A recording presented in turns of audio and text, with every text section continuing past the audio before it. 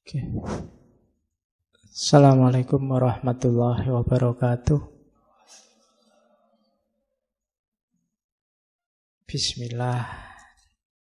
Kita lanjutkan ngaji lagi, belajar lagi. Jangan lupa hitohnya ngaji ini ya memang belajar. Oke. Nah, katanya kamu, ya memang ketika berhadapan dengan absurditas, orang kan ketemu 3 hal ini. Ada orang yang putus asa, terus suicide, bunuh diri. Bagi kamu ndak, bunuh diri itu pengecut. Ndak berani menerima tantangan. Jadi langkah pertama sangat tidak direkomendasi. Jadi jangan bunuh diri eman-eman. Ya kan, masih banyak yang bisa dimanfaatkan dari dirimu dalam hidupmu, macam-macam. Jangan bunuh diri, maknai sendiri hidupmu, tidak apa-apa. Yang kedua, banyak juga yang ini cuma katanya kamu kurang maksimal. Namanya leap of faith. Nyari sandaran. Ya, kalau bahasanya kamu, biasanya kan orang terus lari ke agama, lari ke kepercayaan. Itu bahasanya kamu bunuh diri filosofis. Bunuh diri filosofis itu, sudahlah aku ndak usah mikir ruwet-ruwet tentang hidup, wis pasrah saja. Itu namanya bunuh diri filosofis. Kamu halangi dirimu untuk jangan mikir lagi, jangan sumpek-sumpek lagi, jangan merancang-rancang apa-apa lagi, pasrah saja 100%. Nah ini kalau menurut kamu namanya bunuh diri yang filosofis, yang dibunuh akalnya, yang dibunuh intelijensinya. Nah, itu juga tidak direkomendasi. Jadi jalan yang kedua, menolak kemampuan individu untuk mencari makna secara rasional. Ndaklah, jangan buat pelarian. Ya, nanti agama jadi pelarian, Tuhannya jadi kambing hitam. Kalau ada apa-apa terus, ini kan sudah ditentukan oleh Tuhan. Itu namanya Tuhannya jadi kambing hitam. Ini tidak direkomendasi oleh kamu. Kamu maunya yang ketiga. Akui saja bahwa hidup ini memang absurd. Langkah pertama itu, terima saja absurditas itu. Itulah valid solution yang pertama. Kalau kamu tidak mengakui, tidak mau menerima absurditas, itu kayak kamu orang yang tidak berani menghadapi kehidupan. Kan kehidupan tadi cirinya absurd. Karena memang hidup itu cirinya absurd, kalau kamu lari dari absurditas tadi, kayak kamu lari dari hidup. Kayak Prometheus tadi, wis minta mati saja. Beda sama Sisyphus, dia bisa menikmati, tidak apa-apa. Loh, saya dihukum, iya wis ayo sini dihukum, tidak apa-apa. Dinikmati saja, gelinding ke batu ke atas, jatuh lagi. Ya diambil lagi. Yang penting kan tidak mati, dia hidup terus. Bisa menaik turunkan batu. Nah, jadi pertama-tama langkah yang valid menghadapi absurditas itu katanya kamu, terimalah. Tidak usah disangkal. Tidak usah kamu nyari-nyari argumen untuk membantah bahwa hidup ini tertib, teratur, rapi, kita bisa menguasai dunia, mengontrol. Tidak bisa. Diterima saja bahwa hidup ini serba tak terduga, susah untuk dikendalikan, dan seterusnya. Diterima saja itu dulu. Oke. Jadi hadapi absurditas itu. Jangan lari. Lah terus gimana Pak? Hidup kita asal? Enggak. Setelah kamu terima bahwa hidup ini absurd dan kamu tidak nyari sandaran-sandaran untuk melarikan diri, maknai saja hidupmu versimu seperti yang kamu inginkan. Tanpa harus berpretensi bahwa ini loh makna terbaik, makna ultimate, makna puncak. Maknai saja hidupmu. Katanya kamu, manusia sepanjang sejarah itu kan berusaha menemukan makna hidup. Dan dia akhirnya jatuh di satu di antara dua. Hidup ini tidak bermakna atau ada makna tapi dari realitas lebih tinggi dan kita hanya disetir saja. Katanya kamu dua-duanya tidak kondusif untuk hidup kita. Dua-duanya memposisikan kita jadi objek. Jadilah subjek sendiri dalam hidupmu. Ciptakan maknamu sendiri dalam hidupmu. Mungkin itu tidak objektif. Tapi makna yang kamu ciptakan sendiri, versimu, itu membuat hidupmu sekarang jadi lebih berharga. Dan kamu tidak merasa kosong lagi, tidak merasa hampa lagi karena absurditas tadi.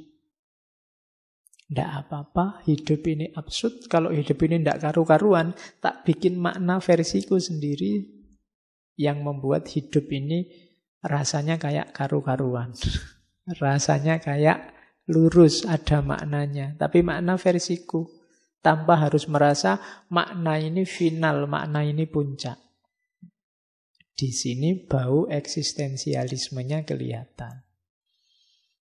Jadi, eksislah jadi dirimu sendiri. Dengan makna yang kamu bikin sendiri. Tapi bukan makna hakiki, Pak. Ya enggak apa-apa. Yang penting begitu kamu punya makna, hidupmu kan berharga. Versimu sendiri. Setelah tadi kamu terima absurditasnya, bahwa hidup ini absurd, sekarang kamu beri makna. Lah nanti hidup ini enggak karu-karuan, Pak. Makna saya apa laku? Kalau besok makna saya enggak nyambung gimana? Bikin makna lagi. Ya, bikin makna baru lagi. Kalau sudah tidak cocok, ya ganti lagi. Dulu mungkin sebelum kuliah kamu, pokoknya Pak, saya maunya belajar. Pacaran, no way, misalnya. Ya, itu kan makna versimu. Tapi nanti mungkin semester 3 kok ya ada yang nyantol dan mau. Eman-eman ini kalau dilepaskan. Misalnya. Nah, ya contohnya kan gitu. Tapi kan dulu prinsip saya ini Pak, ya diganti saja, apa susahnya sih? Wong dulu prinsip kamu sendiri yang bikin.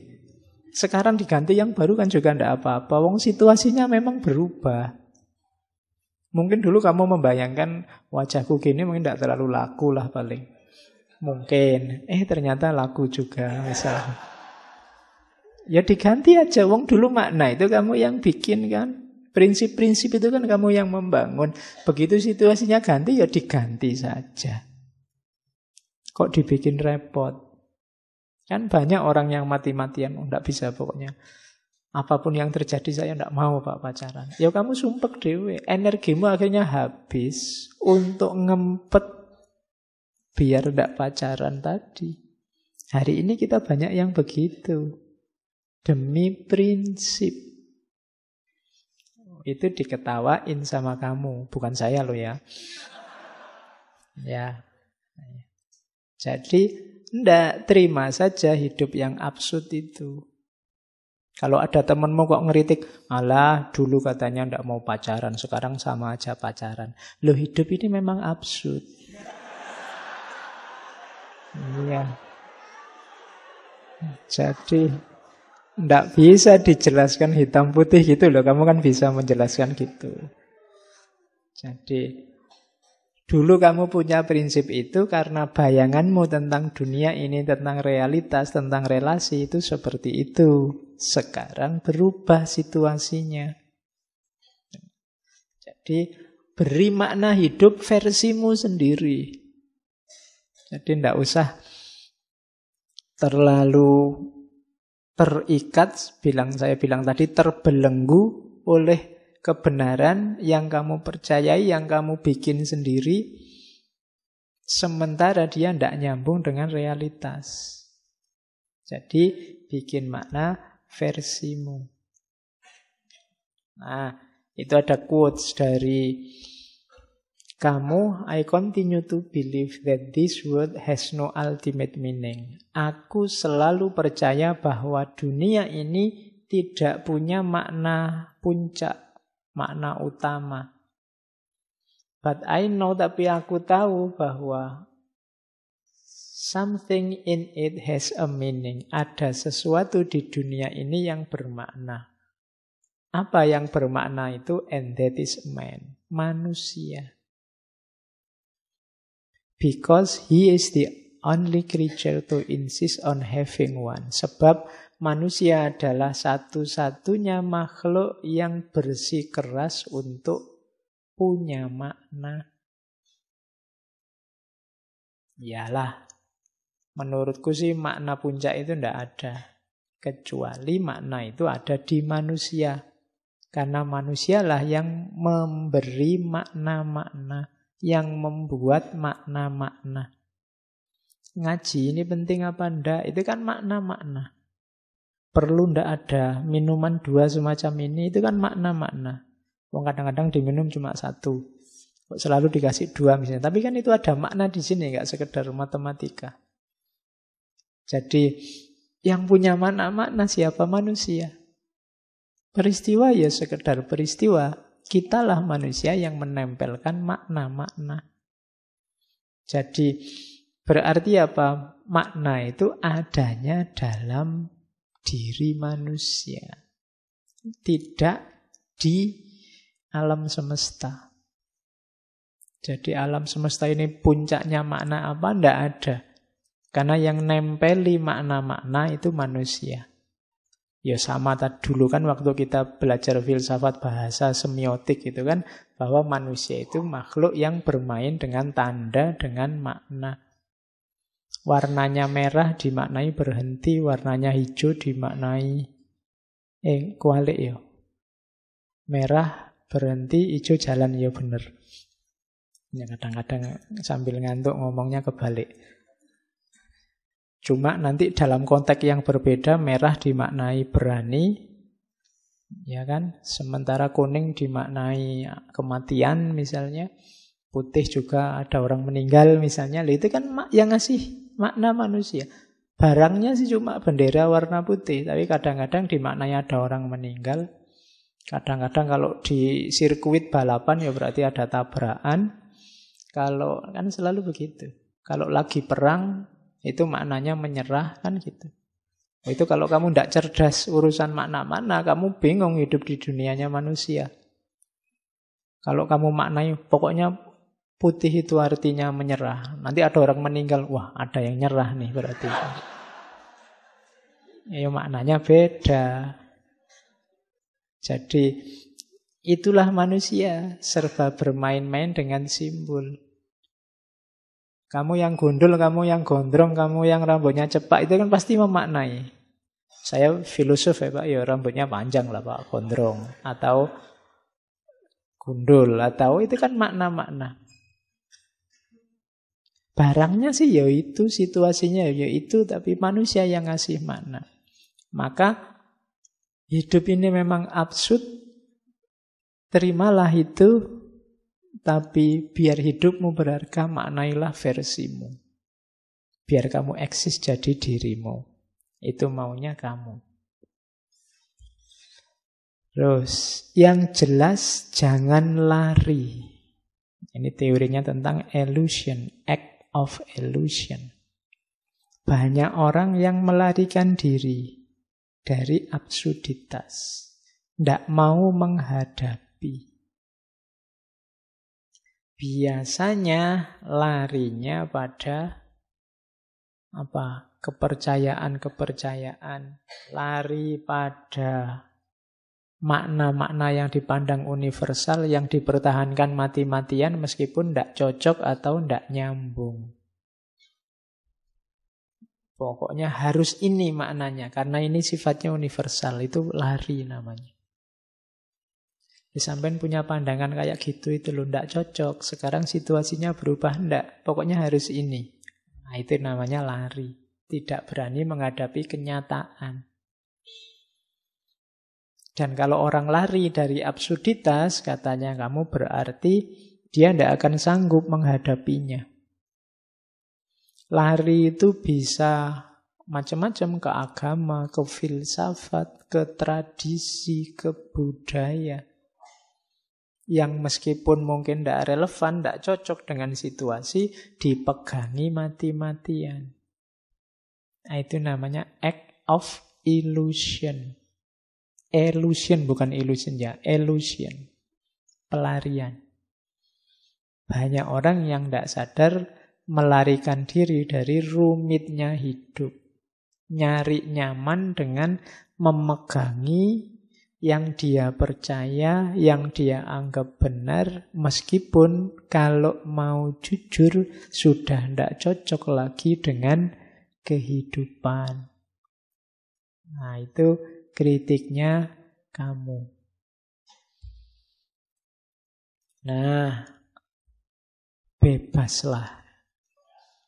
Itu tadi. Untuk kamu bisa memberi makna dalam hidup, berarti kamu harus bebas dari belenggu-belenggu yang selama ini menghalangi kemajuanmu untuk memberi makna.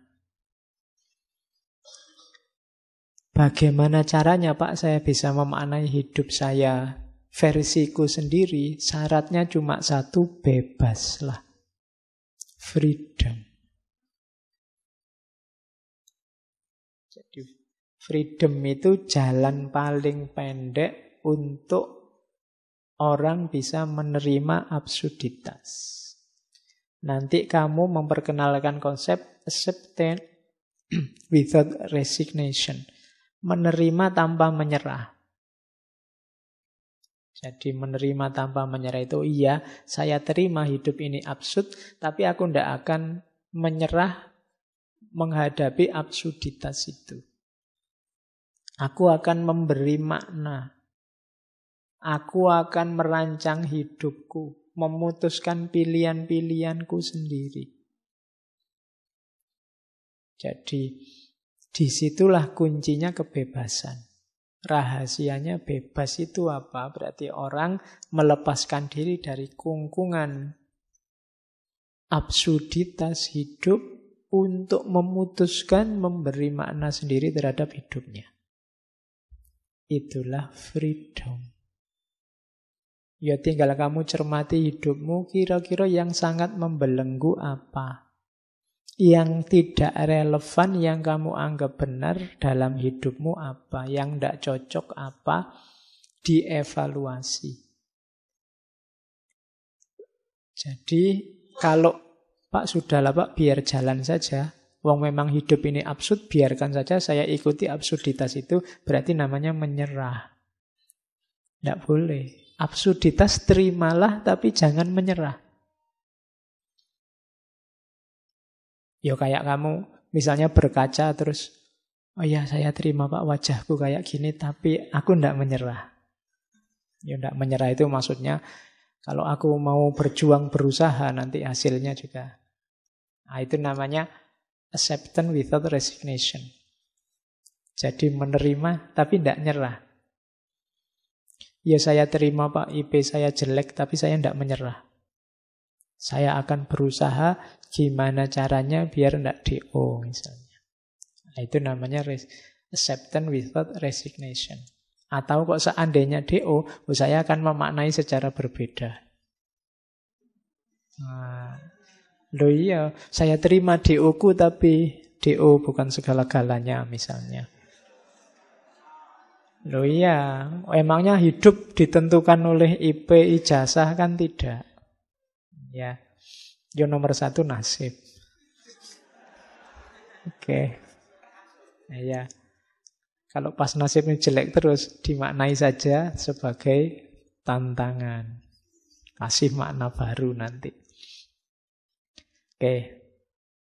DO kan membebaskan dirimu dari banyak tanggung jawab.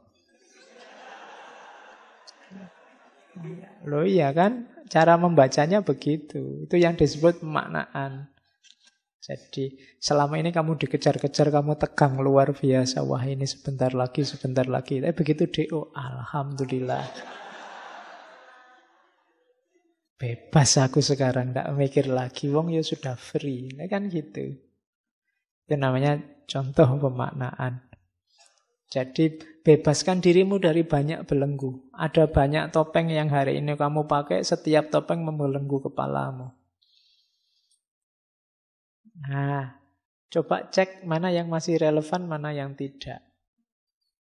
Kalau yang tidak relevan, ya lepaskan. Bikin makna-makna baru biar hidupmu berarti, berharga. Karena sejago apapun kamu, kalau hanya ikut-ikutan, tidak ada harganya. Kamu tidak eksis sebagai dirimu. Nyawanya teori eksistensialisme kan di situ. Dirimu berharga sebagai manusia, itu kalau kamu eksis sebagai dirimu. Bukan kerumunan tapi individual. Kamu sebagai apa? Ingin tampil sebagai apa? Itu kan eksis hari ini, itu kan kamu artikan tampil. Muncul sebagai apa? Nah itu eksistensialisme. Di situ eksistensialismenya kelihatan dari kamu. Oke. The only way to deal with an unfree world is to become so absolutely free that your very existence is an act of rebellion. Satu-satunya jalan untuk berhadapan dengan dunia yang tidak bebas adalah menjadi sepenuhnya bebas. Sehingga hidupmu, keberadaanmu, hakikatnya adalah tindakan pemberontakan. Berontaklah. Yang diberontak apa? Ketidakbebasanmu. Ada banyak hal yang membelenggumu, bebaslah. Tindakanmu apapun kalau dasarnya tidak bebas, tidak ada nilainya. Saya orang baik, Pak. Kenapa kok kamu melakukan kebaikan? Dipaksa ya, Pak. Itu kan tidak ada nilainya. Orang tidak akan ngasih hadiah kamu, wong dipaksa. Kamu salah juga begitu. Kamu melakukan kesalahan, Pak terpaksa, Pak saya memperkosa. Lah kok bisa dipaksa, Pak? Ya. Itu kan juga ketika dipaksa kan nilai salahnya juga berkurang banyak. Wong kamu tidak bebas, milih sendiri. Kalau boleh milih, kamu tidak akan memperkosa. Tapi karena dipaksa, ya terpaksa diperkosa. Contoh gampangnya begitu. Sehingga hidupmu harusnya adalah act of rebellion. Tindakan pemberontakan. Kamu tidak berontak siapa-siapa. Berontak nilai-nilai yang mengungkung hidupmu, yang membuat dirimu tidak eksis sebagai dirimu, sehingga semua tindakanmu jadi tidak bernilai. Nilai satu tindakan itu antara lain syaratnya harus kamu bebas. Dalam fikih kan selalu kan, misalnya haji apa-apa syaratnya yang pertama balik, terus merdeka. Kan selalu ada istilah merdeka itu. Karena orang kalau yang tidak merdeka, tidak kena khitab. Tidak bisa kena hukum. Wong dia tidak merdeka. Yang dia lakukan hanya sesuai perintah. Dia tidak bebas menguasai dirinya sendiri. Kalau dulu konotasinya memang perbudakan. Tapi hari ini ada banyak hal yang memperbudakmu, cuma kamu tidak sadar. Nah, ya, nanti kamu renungkan sendiri. Sejauh mana kamu bebas, mandiri, menguasai hidupmu sendiri.